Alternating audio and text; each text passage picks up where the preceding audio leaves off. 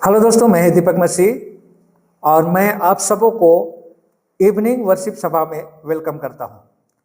तो सभा को शुरू करने से पहले आइए हम अपने आप को परमेश्वर के हाथों में समर्पित करें। सर्वशक्तिमान पिता परमेश्वर, हम तेरा धन्यवाद करते हैं कि तूने हमारे जीवन में एक मौका और दिया है कि हम तेरे वचन को सीखें और उसे अपने जीवन में अप्लाई करके तेरे आशीष को पाएं। तो विशेषकर इस सभा में तेरे पवित्र आत्मा की आशीष को उड़ेल, ताकि हम सब पवित्र आत्मा से भर जाए और जो कुछ भी तेरे वचन से हम देखें वह जीवित वचन के द्वारा तू हमसे बातें कर। सारा भार तुझे देते हुए धन्यवाद के साथ यीशु के नाम से मांगता हूँ, आमीन। तो एक बार फिर से मैं आप सबों का वेलकम करता हूँ। यह दिसंबर का महीना है, चारों तरफ क्रिसमस का माहौल है। सारी दुनिया में क्रिसमस मनाने की जोर शोर से तैयारियां चल रही है और हम भी उसमें शामिल हैं। तो दोस्तों, आज से 2000 साल पहले यीशु का जन्म हुआ था और उसका प्रत्येक साल जन्मदिन के रूप में क्रिसमस मनाया जाता है। लेकिन बहुतों को पता ही नहीं है कि यीशु का जन्म मनुष्य के रूप में किस पर्पस से हुआ था, उसके पीछे का क्या कारण था, क्या रहस्य था। और बहुतों को यह भी पता नहीं है कि यीशु उनके जीवन के लिए भी आया था। जो नॉन क्रिश्चियन है वे अब तक नहीं समझ पाए हैं।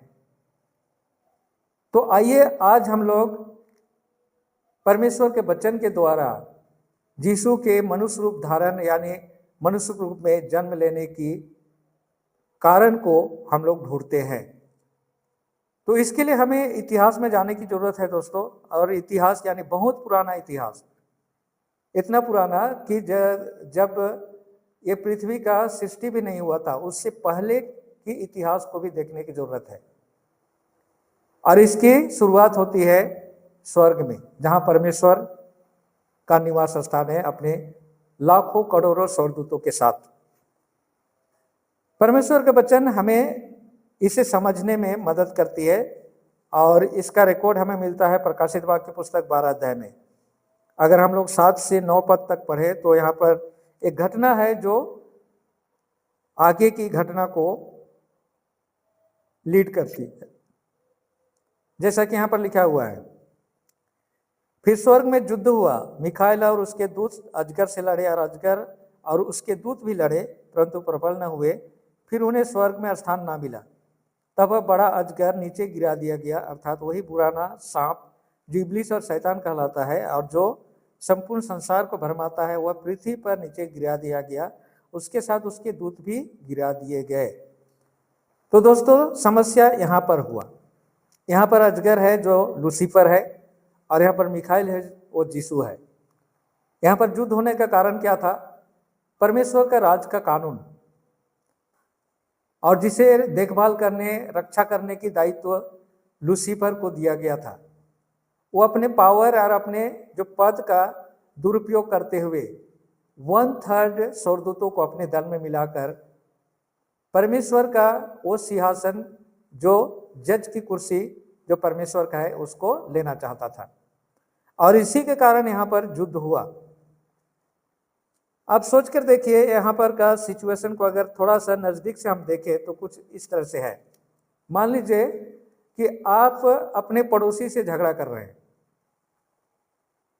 और अपने पड़ोसी के ऊपर आप अभियोग लगाते हैं कि वो मेरे साथ अच्छा व्यवहार नहीं किया, मेरे साथ गलत किया। तो आप किसके पास कंप्लेन करेंगे? तो सबसे पहले आप पुलिस में जाएंगे, थाने में कंप्लेन करेंगे, FIR लिखेंगे। थाना ट्रांसफर करेगा कहाँ? अदालत में। तो आपका केस कहाँ पर जाएगा? अदालत में। आप किसके अगेंस्ट में कंप्लेन किया? अपने पड़ोसी के अगेंस्ट में। और अदालत में आज सुनवाई है।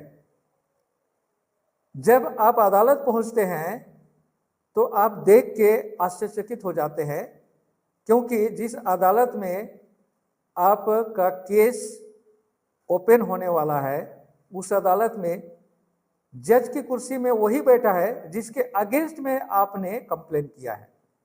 अब आपकी दशा कैसी होगी? जिसके अगेंस्ट में आपने क्या किया है, कंप्लेन किया है, वो तो जज निकला। तो यहां पर जजमेंट होगा? नहीं होगा। ऐसा ही सिचुएशन हुआ दोस्तों कि परमेश्वर जो पूरे विश्व ब्रह्मांड की सृष्टि करता है, वो जज की कुर्सी पर बैठने वाला एकमात्र जज है। उसके अगेंस्ट में लूसीफर ने कंप्लेन किया या ब्लेम किया कि उसका कानून ठीक नहीं है।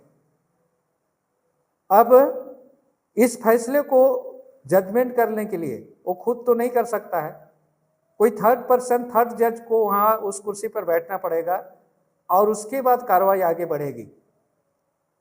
और इसी नीड्स को फुलफिल करने के लिए नेक्स्ट स्टेप का घटना घटता है दोस्तों, यानी परमेश्वर अपनी उस जज की कुर्सी से नीचे उतरता है और उस जज की कुर्सी को खाली कर देता है। लेकिन अभी भी उस जज की कुर्सी में कोई बैठने वाला नहीं था।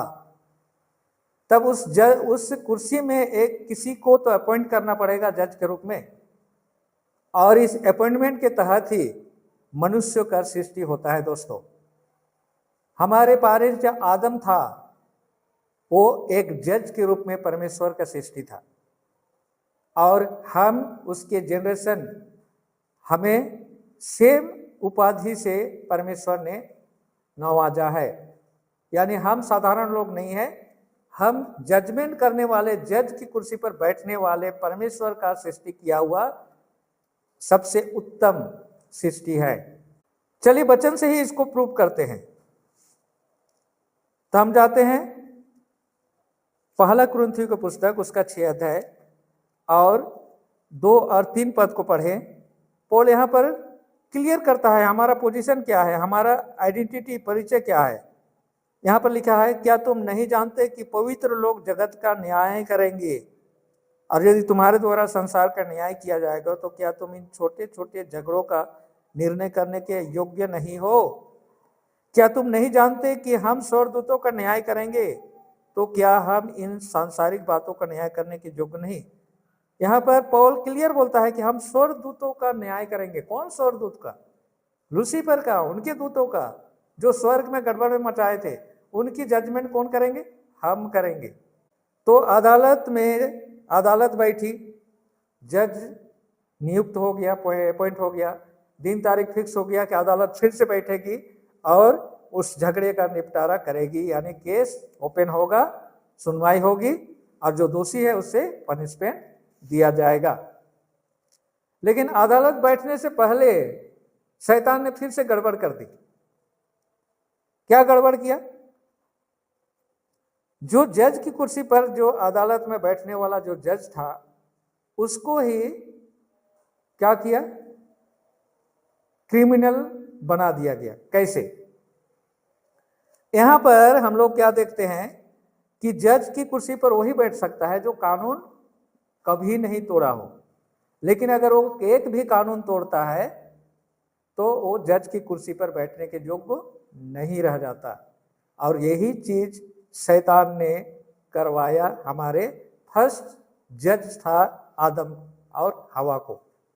परमेश्वर ने उन्हें अस्य जज इस पृथ्वी पर सृष्टि करके उन्हें हर तरह का सुख सुविधा के साथ इस पृथ्वी में रखा था, और उसे वार्निंग दिया था कि वे परमेश्वर की आज्ञा को कभी भी ना तोड़े, परमेश्वर के आदेश पर चले। हम लोग उत्पत्ति की पुस्तक में जाते हैं, परमेश्वर ने उन्हें ईडन गार्डन में रखा था और क्या चेतावनी दिया था? चेतावनी दिया था कि इस उद्यान का तुम जितने भी पेड़ हैं उनका फल बेखट के खा सकते हो। इवन कि जीवन का पेड़ से भी तुम जितना मर्जी उतना खा सकते हो, लेकिन एक पेड़ है भले और बुरे का ज्ञान का पेड़, उसमें से ना खाना, जिस दिन खाओगे उस दिन मर जाओगे। शैतान को पता था कि आदम को इतना सहज में बेवकूफ बनाया नहीं जा सकता है, इसलिए शैतान ने आदम को नहीं पकड़ा, उसने हवा के पास गया और हवा को कन्विंस किया। क्या कन्विंस किया? कि परमेश्वर जो है तुम लोगों से प्रेम नहीं करता, कुछ चीज है जो वो तुम लोगों को नहीं देना चाहता। जिस फल को खाने के लिए परमेश्वर मना किया था, उसी फल को और भी अट्रैक्टिव बनाकर हवा के पास शैतान ने क्या किया? उसे खाने पर मजबूर किया। आदम ने भी अपने स्त्री के प्रेम में उसे खाया और इस तरह से अपना पोजीशन खो दिया। जिस चीज को मालिक के बिना पूछे अगर ले लेना वो चोरी कहलाता है। तो आदम और हवा ने क्या किया? चोरी किया। और परमेश्वर उनका मालिक था। परमेश्वर की बात ना मानकर थर्ड पर्सन का बात मानना बेविचार कहलाता है। हस्बैंड के रहते हुए अगर दूसरे मतलब की ये लड़के के जाना वो बेविचार कहलाता है। तो ये भी हुआ, चोरी किया, बेविचार किया। और परमेश्वर को पहला स्थान रखना था। परमेश्वर बोला था मेरे जगह में तुम्हारा कोई दूसरा परमेश्वर ना हो। इन लोगों ने परमेश्वर को उस स्थान से नीचे गिरा दिया गया। तो इस तरह से जो जज का जो कुर्सी था इनसे छीन गया। अब शैतान बहुत खुश हो रहा था कि जिसको परमेश्वर ने जज की कुर्सी के लिए अपॉइंट किया वो तो क्रिमिनल निकला। अब कौन जज करने वाला? अब तो कोई नहीं है। तो दोस्तों ये समस्या थी। अब इस समस्या का समाधान तो करना ही था। उस अदालत में जिसको किसी न किसी को जज के रूप में बैठाना था, लेकिन वो क्या हो गया था? उसके झूठे आरोप में फंसाया गया था। अब उसे आरोप मुक्त करना था और उसी के लिए किसी को उसके जगह में रिप्लेस होना था।